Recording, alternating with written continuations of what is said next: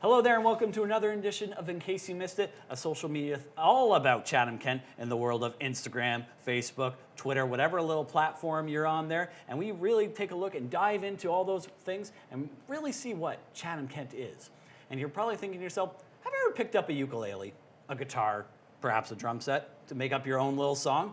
And you're thinking to myself, I made all these songs, but I don't know where to share them to the world on social media, on whatever you're out there. We have somebody here, and I'm pretty sure you've seen this face around. Wolf Jazz Trio, Julie Ross is our guest here today, and she actually has a great little group that I don't know if you've heard about it, but if you have, you are about to now, SongCircle. Yeah. So Julie, thank you very much for coming on the show. Thanks for having me. I appreciate you inviting me here. This is awesome. You are actually a quite a talented lady, and you have a plethora of venues that you share music to the social media world. I try. SongCircle is one of them. How did it all begin? This is, anybody that's come into my space, this basically is my office. It's about 650 square feet of noisemakers, literally. And I think some people who walk in the room go,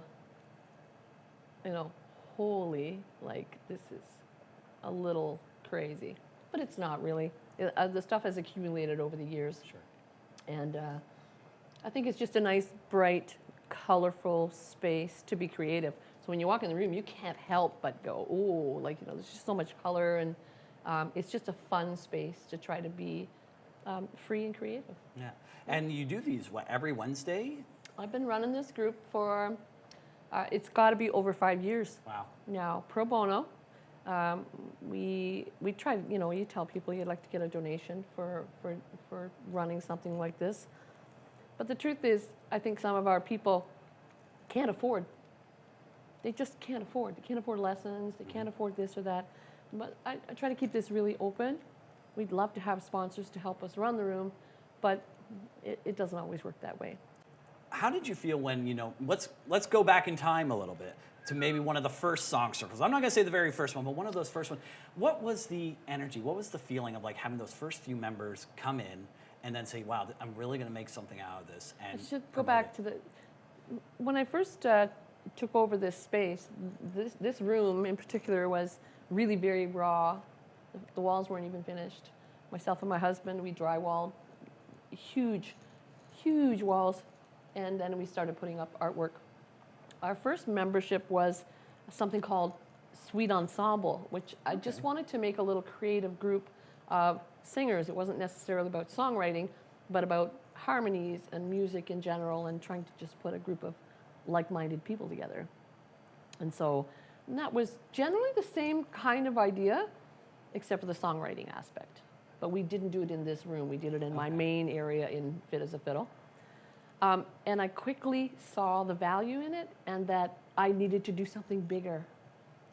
I also, for myself, as a songwriter, my whole life, there's very few places that you can go in this town and in others where you can actually show your talent, show your writings, that people are actually interested and will listen. Mm-hmm. So this was a twofer for me. It's like I can help these people, I can teach them singing and lessons in regarding music, but also I get to share some of those precious, treasured memories and moments in my own life that I would never get to share at any other venue, ever. I know this because you try to present original music. It's not necessarily, you don't get a great response from it sometimes, right? So started like that and built, and I had great help trying to put the room together and organizing what I was going to do. I used to prepare lessons, solid lessons. Now I don't do that anymore. You just let them come in and play. Whoever comes in. Well, people are bringing in new music every week. We have, so I guess I can go on both sides of this. We have one guy who's been coming to see us for a couple of years now, Super Dave, shout out, who's written over 200, maybe 250 songs at this point in time. Wow. When he first came to us, he'd never really written, but he has a lot to say. Mm-hmm. I think that we're still helping him form his songs. That's just one person. Wow. So we had 200 songs from one person. Right. So then we had a youngster come in this past Wednesday. He was the first person to arrive. I just kind of greeted him at the door, and I didn't know him. We're just sitting chatting, and he stayed the whole event. And I'm thinking, well, did he get much out of it? Not really sure. You just want to make people feel welcome. And he didn't say much. He was particularly interested in my dad's guitar, so he got up on stage when everybody had shared and played the guitar. And I got to wonder, okay, well, why is that kid here? Why is he here? But I got a message from him this morning saying it was the best time he'd had in a very long time. Wow. On a January Wednesday night. Why is that? Why is that? Why is that? Why is that? Yeah. It's an outlet. It's an outlet. It's absolutely an outlet. And with social media, let's go to the YouTube world where you constantly see a lot of great covers.